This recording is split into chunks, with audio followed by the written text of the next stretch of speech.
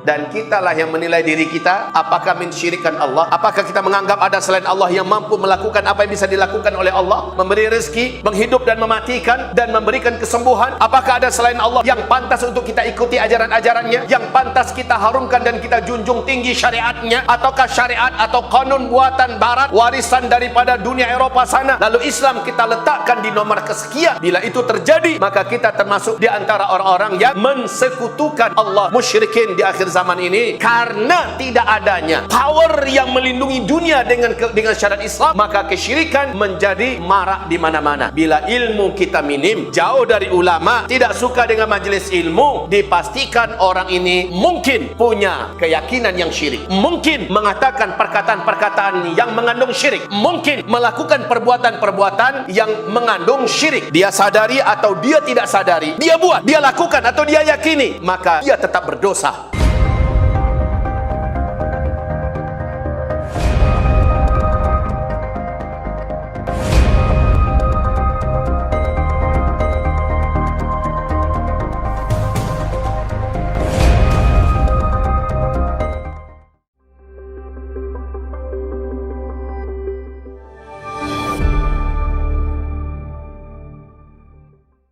Dunia adalah tempat manusia ditempa, dibelasah, diuji, bukan tempat untuk kesenangan. Illa qalil, kalaupun ada kesenangan, itu adalah kesenangan yang sangat sedikit.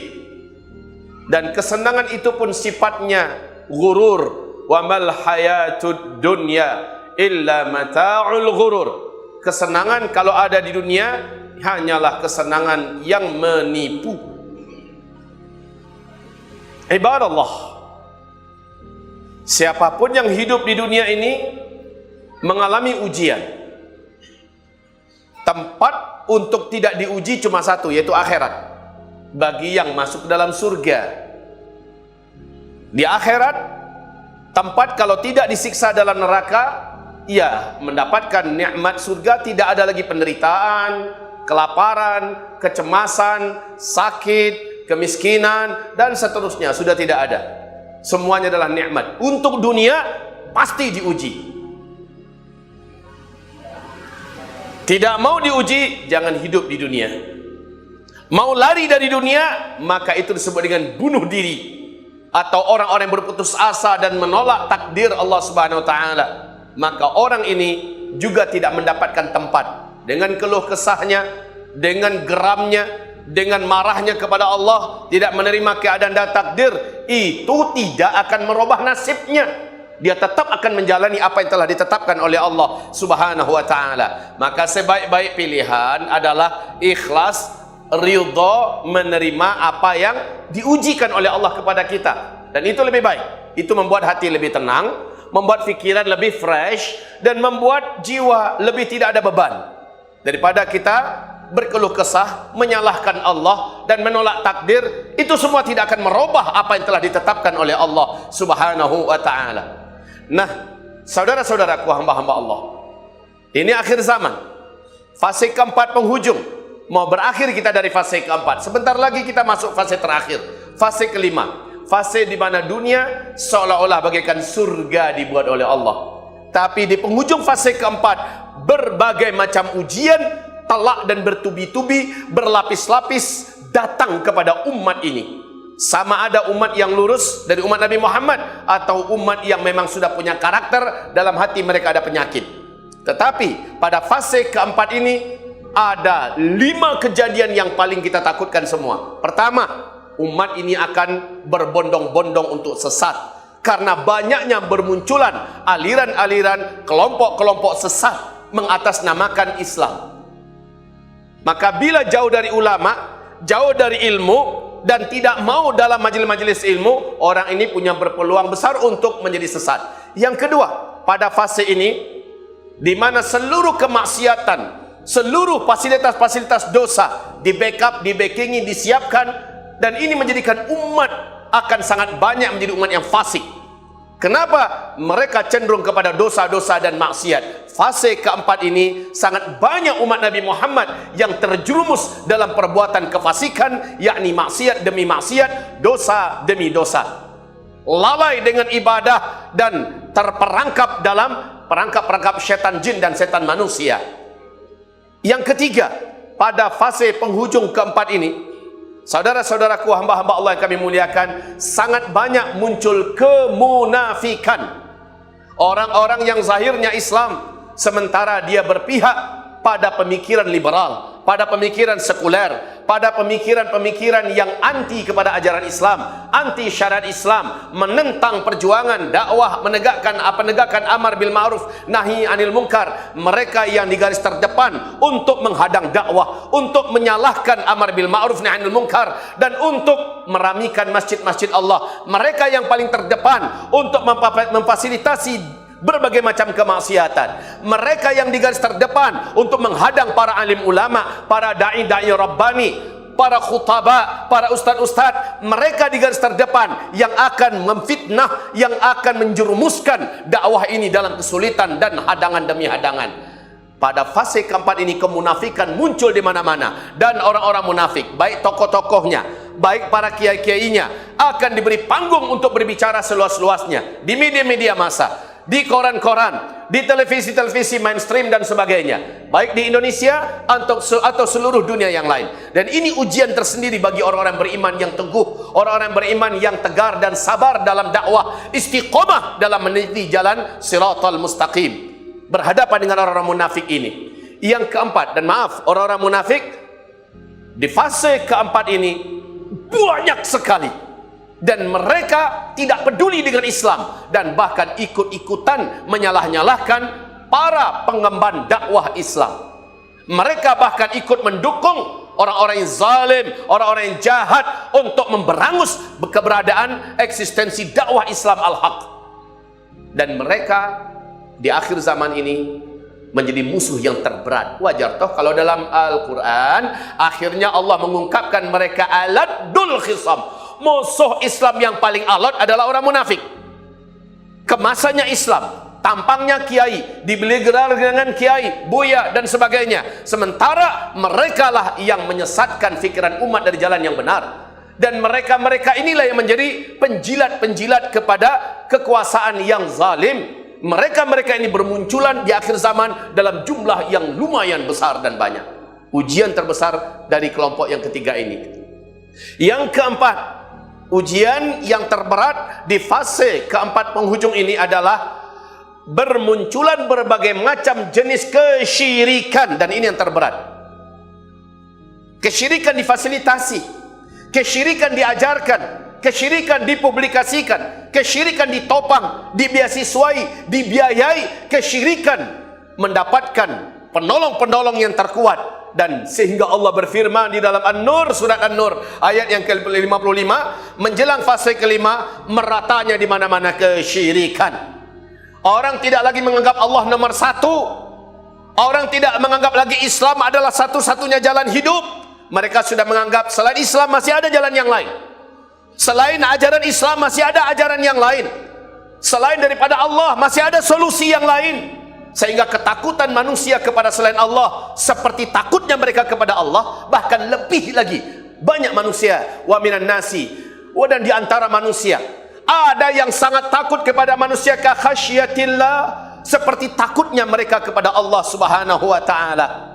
Au asyadda khasyah, bahkan lebih lagi takut kepada selain Allah daripada kepada Allah. Hari ini betapa banyak orang yang takut dengan kekuasaan. Orang-orang yang berkuasa, orang yang punya senjata, orang yang punya power. Sangat banyak orang yang takut dengan penyakit, sehingga dia akhirnya meninggalkan kewajiban-kewajiban agama. Ada itu kaum muslimin. Dan kitalah yang menilai diri kita, apakah mensyirikkan Allah? Apakah kita menganggap ada selain Allah yang mampu melakukan apa yang bisa dilakukan oleh Allah Subhanahu wa ta'ala? Memberi rezeki, menghidup dan mematikan, dan memberikan kesembuhan. Apakah ada selain Allah Subhanahu wa taala yang pantas untuk kita ikuti ajaran-ajarannya? Apakah ada selain Allah Subhanahu wa taala yang pantas kita harumkan dan kita junjung tinggi syariatnya?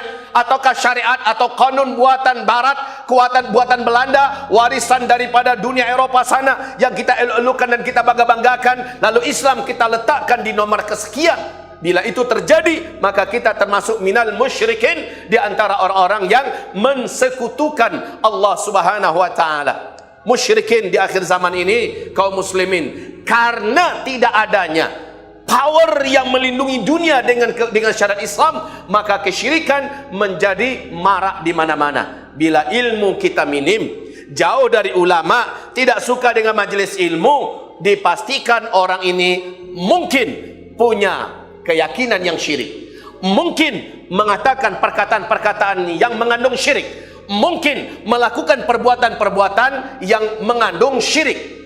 Dia sadari atau dia tidak sadari, dia buat, dia lakukan atau dia yakini, maka dia tetap berdosa walaupun dia tidak tahu. Ustaz, selama kita tidak tahu, bukankah Allah mengampuni kita?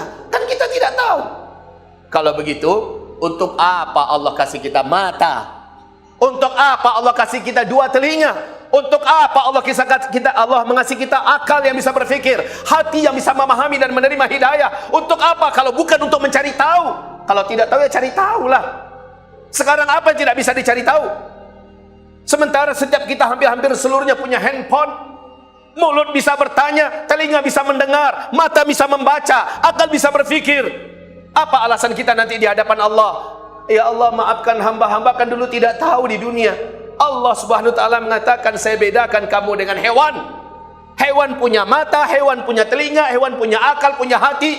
Tetapi maaf, hewan tidak punya akal, tidak punya hati, tidak bisa berfikir. Tapi kamu saya bedakan dengan akal dan hati itu, supaya kamu jadikan mata kamu bisa mencari tahu yang kamu tidak tahu. Kamu gunakan telinga kamu bisa mencari tahu yang kamu tidak tahu. Jadi alasan untuk tidak tahu di zaman ini tidak bisa, Pak. Buka saja sedikit YouTube, kita bisa tanya apa saja. Buka Google, kita bisa baca apa saja, tanyakan apa saja. Para ulama bisa didatangi di mana-mana, mudah ditanya. Apa yang tidak bisa pada hari ini jadi alasan untuk mengatakan saya tidak tahu, ditolak oleh Allah. La taqfu ma laysa laka bihi ilmun, innas sam'a wal basara wal fuada kullu ulaika kana anhu mas'ula. Kamu jangan stop, jangan merasa cukup, jangan berhenti dalam hal-hal yang kamu belum tahu. Ini boleh tidak, ini halal tidak, ini bagaimana hukumannya, ini bagaimana di mata Allah dalam agama, bagaimana, cari tahu. Bukankah kamu ada mulut untuk bertanya, ada telinga, ada mata, otak dan hati? Kenapa kamu tidak cari tahu? Allah tidak mau menerima alasan tidak tahu. Walaqad dzara'na li jahannam, kami penuhi neraka jahanam itu nanti, katsiran minal jinni wal ins, kebanyakan isinya nanti adalah bangsa jin dan bangsa manusia. Lahum qulubun la yafqahuna biha, mereka punya hati, punya otak, tapi tak dipakai untuk memahami dan menerima. Lahum a'yunun la yubsiruna biha wa lahum adhanun la yasma'una biha, mereka punya mata tapi nggak mau baca, mereka punya telinga nggak mau dengar. Ulaika kal an'am, mereka lah seperti hewan ternak, balhum adall, bahkan lebih sesat lagi daripada hewan ternak. Ulaika humul ghafilun, itulah orang-orang yang lalai menggunakan fasilitas yang Allah berikan untuk mencari tahu. Jadi Allah tak mau terima alasan saya tak tahu, wajib cari tahu. Makanya talabul ilmi fardhah ala kulli muslimin wa muslimah. Mencari tahu, menuntut ilmu itu hukumnya wajib, fardu ain bagi setiap lelaki muslim dan wanita muslimah. Tuntut ilmu dari sejak kita lahir sampai kita meninggal dunia. Tuntut ilmu. Ibarat Allah yang kami muliakan, ini yang keempat, kesyirikan. Dan yang kelima di fase keempat ini yaitu al-riddah, banyaknya terjadi kemurtadan hanya gara-gara jabatan dan fulus, hanya demi janji-janji posisi dan kedudukan, hanya demi dunia. Paginya masih ada iman kata Rasulullah, siangnya dapat tawaran ini dan itu atau tekanan ini dan itu, sorenya sudah kafir. Ada yang sorenya masih beriman, malamnya dapat tawaran ini dan itu, iming-imingan ini dan itu atau tekanan ini dan itu, besok paginya sudah kafir. Ba'u dinahum bi'aradin minad dunya, hanya gara-gara dunia, hanya gara-gara pekerjaannya, hanya gara-gara jabatannya, hanya gara-gara posisinya, hanya gara-gara iming-imingan dunia. Atau mungkin saja dunianya terancam, kamu nanti saya PHK, nanti kamu akan saya fitnah, saya masukkan ke penjara, nanti kamu, akhirnya dia berubah, prinsipnya tergadai, agamanya tercampak dan terinjak-injak, dan demi dunianya mereka relakan itu semua. Di akhir zaman sangat banyak yang pagi beriman, sore sudah kafir, sore ada yang beriman, besok pagi sudah kafir. Ini yang paling kita khawatirkan, Pak. Di mata Allah kita sudah tidak lagi beriman, sementara kita masih bergelar Pak Haji, KTP kita masih muslim, sementara di mata Allah kita sudah bukan lagi orang Islam. Tolong buka Google, tulis saja Pak, 10 pembatal syahadat. Lihat saja itu, mudah betul Bapak mencari tahu 10 pembatal syahadat. Adakah salah satu di antaranya kita sudah ada di dalamnya? Cepat berubah, ayo segera taubat, masih sempat kok. Selama nyawa belum nyampe di sini, selama matahari belum terbit dari sebelah barat, Allah masih terima bila kita salah. Cari tahu, nggak ada alasan nggak bisa. Anak-anak kita banyak yang ngerti HP, menantu kita, cucu kita ngerti HP. Nah, tolong buka di Google, tolong buka 10 pembatal syahadat, 10 penggugur keimanan, 10 yang mengeluarkan orang dari Islam. Tolong bukakan, nak, tolong bukakan cu. Nanti dilihat ini kek, ini ayah, ini baca. Apa alasan kita untuk mengatakan tidak tahu? Lalu tanyakan diri kita, apakah kita sudah melakukan salah satu di antaranya? Ibarat Allah yang kami muliakan, ini perkara-perkara yang sangat penting kita ketahui hari ini. Ibarat Allah, baik, karena ujian itu dipastikan paling sangat padat dan rapat, berlapis-lapis dan bertubi-tubi, diistilahkan oleh Nabi SAW dengan istilah fitnatud duhaima. Fitnah di akhir zaman berupa potongan-potongan malam yang berlapis-lapis dan gelap gulita. Belum lagi gelap yang ini selesai, datang lagi gelap yang lebih padat. Ujian sekarang lebih berat daripada sebelumnya. Nah, hari ini siapakah manusia yang paling berat ujiannya? Nabi sudah menyebutkan, asyaddun nasi balaan, manusia yang paling berat ujian yang dihadapinya adalah al-anbiya, para nabi-nabi, fal ulama, lalu para ulama-ulama. Nabi-nabi setelah Nabi Muhammad sudah tidak ada. Dan Nabi mengatakan, ulama'u ummati ka'ambiya'i Bani Israel. Ulama-ulama dari umatku ini, nasib mereka sama dengan para nabi-nabi dari kalangan Bani Israel. Coba lihat bagaimana Allah menceritakan nasib para nabi-nabi dalam Al-Quran di zaman Bani Israel, Pak. Nasib para nabi-nabi jumlahnya lumayan banyak, tetapi dimusuhi, dibenci, difitnah, diserbu, diteror, bahkan fariqan kadzabu wa fariqan yaqtulun. Satu kelompok dari para nabi-nabi Bani Israel mereka dustakan, mereka sakiti, mereka tangkap, mereka siksa, mereka habisi, atau paling tidak mereka usir. Wa fariqan yaqtulun, sekelompok yang lain mereka bunuh, mereka habisi dengan cara dibunuh. Ibarat Allah yang kami muliakan, nasib ulama dari umatku persis seperti nasib nabi-nabi Bani Israel. Maka Imam Syafi'i yang madhabnya di Asia Tenggara kita pakai, kaum muslimin, saat beliau ditanya oleh murid-muridnya, wahai Tuan Guru, di masa-masa fitnah seperti hadis-hadis Nabi engkau uraikan kepada kami ini, apa yang harus kami lakukan? Apa kata beliau? Merapatlah kepada para ulama-ulama. Maka apa pertanyaan muridnya berikutnya? Wahai Tuan Guru, sangat banyak ulama-ulama, yang ulama mana yang akan kami dengar? Ulama mana yang akan kami ikuti? Apa jawaban Imam Syafi'i? Ulama yang harus kamu ikuti, ulama yang harus kamu dengar, ulama yang harus kamu percayai, kamu patuhi adalah ulama-ulama di mana ujung-ujung senjata fitnah dari orang-orang kafir dan orang munafik banyak ditujukan kepada mereka. Siapa saja ulama yang paling dibenci oleh orang-orang kafir, oleh orang-orang munafik, maka itulah ulama yang harusnya kamu dengarkan, kamu patuhi, kamu taati mereka. Ibarat Allah yang kami muliakan, di akhir zaman ini kita sudah mengerti, kita sudah paham kemana arah pernyataan Imam Asy-Syafi'i ini, dan ini ujian. Soalnya kenapa? Kalau kita tidak menyimak dan mengikut kepada para ulama-ulama warathatul anbiya ini di akhir zaman, maka khawatir kita 5 keterjerumusan tadi, kita akan masuk ke di antara mereka. Pertama tadi adalah kefasikan, kedua adalah kesesatan, ketiga adalah kemunafikan, keempat adalah kesyirikan, kelima adalah kemurtadan. Seluruhnya adalah ancaman yang paling membahayakan nasib kita di akhirat. Karena nasib kita akan berujung dengan neraka jahanam jika kita tidak mau merapatlah dengan para ulama. Syekh Abdul Majid Az-Zindani, seorang ulama besar dari negeri Yaman, dalam kitab beliau Zawahirul Dha'fil Iman, fenomena melemahnya iman, beliau mengatakan, ketika engkau menjauh, ketika engkau tidak rapat dengan ulama-ulama Rabbani yang lurus, ulama-ulama yang tidak mencari dunia, ulama-ulama yang tidak takut menyampaikan kebenaran, ulama-ulama yang siap berhadapan dengan kekuasaan. Kalau memang itu kekuasaan yang zalim, dia tetap akan menyampaikan dan menyuarakan kebenaran.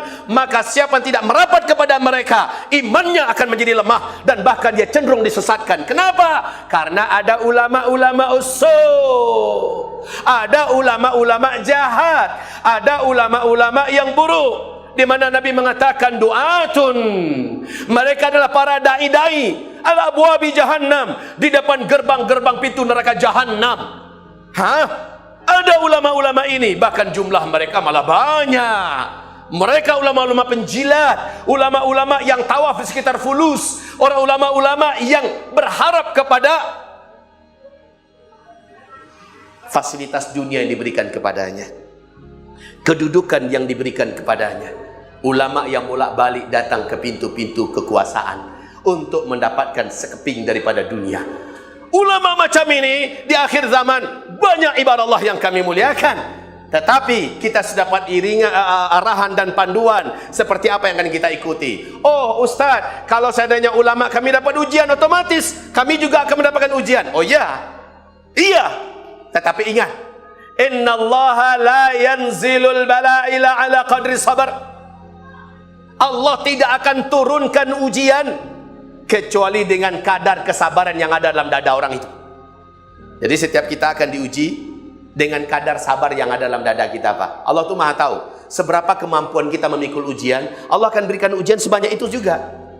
Allah tidak akan lebihkan. La yukallifullahu nafsan illa usaha. Allah tak akan bebani seseorang di luar kemampuannya. Setiap ujian yang Allah berikan sesuai dengan, dan Allah Maha tahu orang ini kadarnya cuma segini, maka ujiannya diberi oleh Allah setara dan setaraf dengan kemampuannya memikul ujian. Wa innallaha la yanzilu rizqa illa ala qadril maunah. Allah tidak akan turunkan rezeki kecuali sebanyak beban yang dipikulnya. Jadi kita punya beban apa dalam hidup kita, Pak? Jangan khawatir, anak saya 5 Ustaz, kalau saya tambah lagi 6, saya tambah lagi 7, nanti rezeki mereka bagaimana? Oi, dengar hadis ini, bahwa Allah tidak akan menurunkan rezeki kecuali sebatas pikulan yang terbebani di atas pundaknya. Semakin banyak, maka semakin banyak Allah berikan. Yang penting kita harus meyakini. Jadi tidak ada ujian yang di luar daripada kemampuan kita untuk memikulnya. Astaghfiru rabbakum innahu kana ghaffara yursilis sama alaikum midrara. Alhamdulillahil wahidil ahadil fardis samad alladzi lam yalid wa lam yulad wa lam yakul lahu kufuwan ahad. Asyhadu an la ilaha illallah wa asyhadu anna sayyidana wa habibana Muhammadan abduhu wa rasuluh la nabiyya ba'dah. Kisah dakwah yang terbanyak Allah ceritakan dalam Al-Quran adalah kisah dakwah Nabi Musa alaihi salam berhadapan dengan Fir'aun laknatullah alaih. Kisah dakwah para nabi-nabi yang lain ada, tapi hanya sekelebat dan selayang lewat. Kisah dakwah Nabi Muhammad pun hanya sedikit Allah sebutkan. Tapi kisah dakwah Nabi Musa berhadapan dengan sumber kekuatan dan kekuasaan yang eksis saat itu paling banyak dalam Al-Quran. Hampir-hampir di setiap surat Madaniyah Allah ceritakan bagaimana kejahatan-kejahatan Fir'aun di dalam menghadang dakwahnya Nabi Musa alaihi salam. Coba lihat Fir'aun yang memecah belah rakyatnya sendiri dan mengadu domba rakyatnya. Fir'aun yang membuat rakyatnya tersesat. Fir'aun yang mengklaim dirinya adalah sang penguasa tertinggi dan dialah yang paling patut untuk dihormati, dimuliakan, disimak, ditakuti.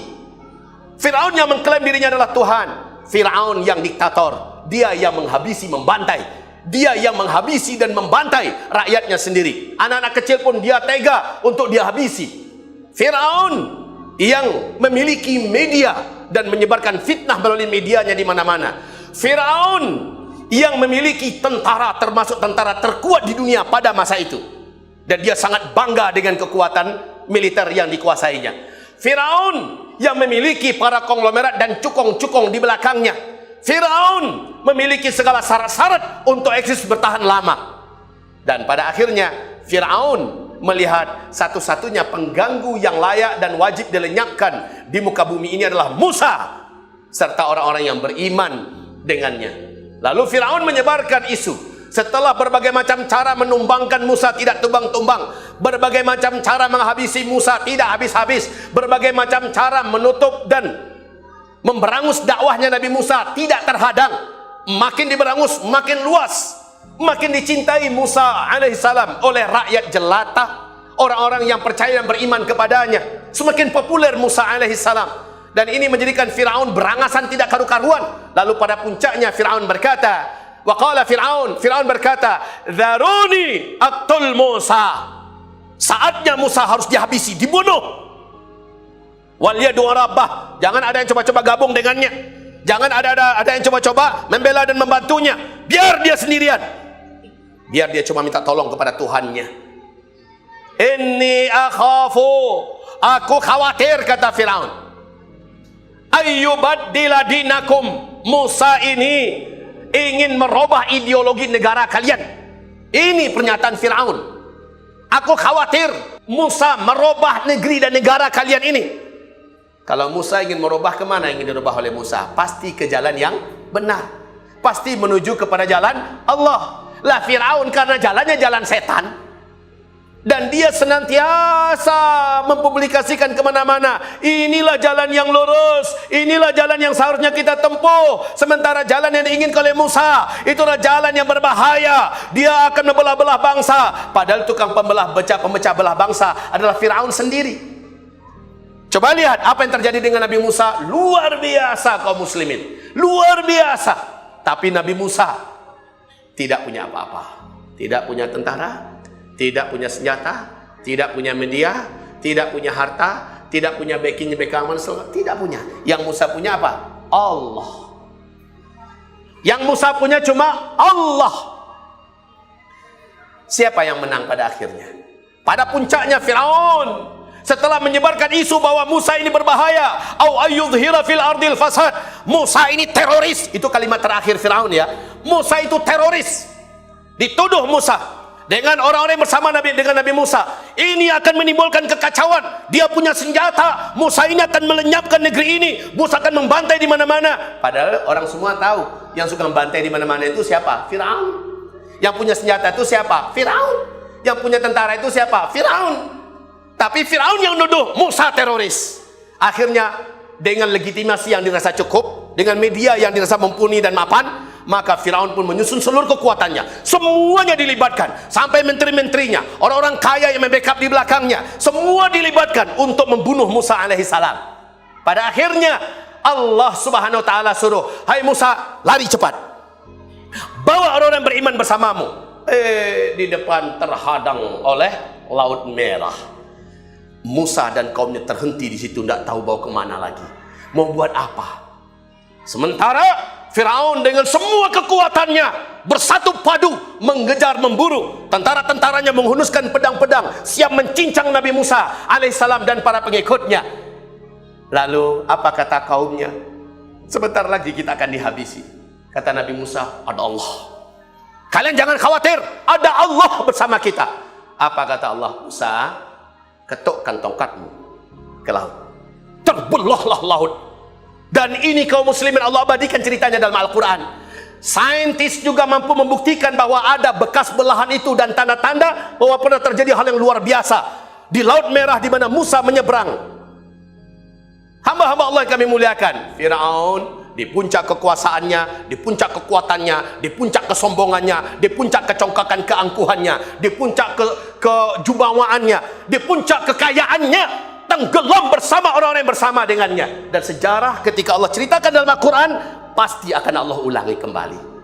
Ketika ahli dakwah dari kalangan Nabi dan Rasul serta para pewaris-pewaris Nabi sudah tidak berkutik lagi, mau kemana?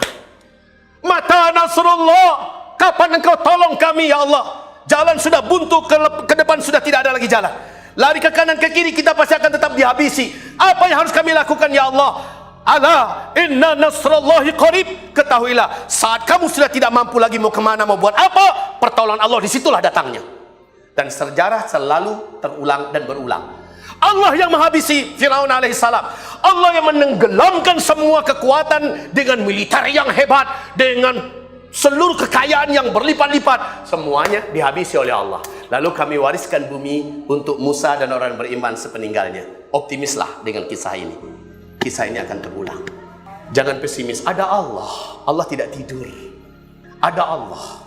Setialah bersama para ulama-ulama yang senantiasa berdakwah siang dan malam, yang mendakwahkan dan mengajak kepada amar bil ma'ruf nahi anil munkar. Setialah dengan mereka, berjuanglah bersama mereka. Jika mereka terancam, minimal yang bisa kita lakukan, doakan mereka, sebut nama mereka sebelum kita mendoakan diri kita, sebelum kita mendoakan anak istri kita. Doakan para alim ulama kita, doakan para kiai-kiai kita, doakan para dai-dai kita di negeri yang antah berantah ini. Doakan para alim ulama kita, karena merekalah pewaris-pewaris para nabi. Yang bersama dengan mereka Allah akan selamatkan.